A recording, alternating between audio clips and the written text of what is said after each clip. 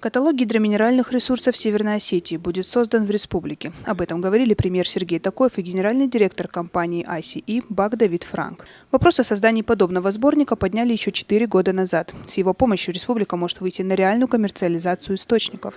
Будут привлекать инвесторов, готовых вкладывать средства как в бутилированную воду, так и в термальные источники. Гидрогеологи Северной Осетии начнут составлять перечень всех водных ресурсов республики с подробным анализом с 1 сентября.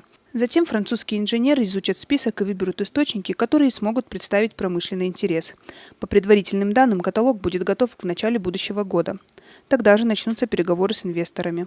Значит, прежде всего, это будут описания, краткое, но достаточно емкое описание каждого источника, каждого ресурса, показать их специфику каждого, достоинство каждого и дать классификацию с точки зрения интереса к ним, с той целью, чтобы каждый инвестор мог увидеть те черты, те качества, которые ему привлекательны.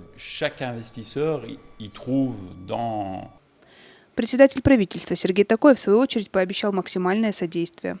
Проект будет реализован благодаря совместной работе Министерства туризма, предпринимательства и инвестиционной политики Северной Осетии и французской компании ICE. Предприятие оказывает инжиниринговые услуги. Сотрудничает с такими крупнейшими компаниями, как Nestlé, Coca-Cola и Pepsi.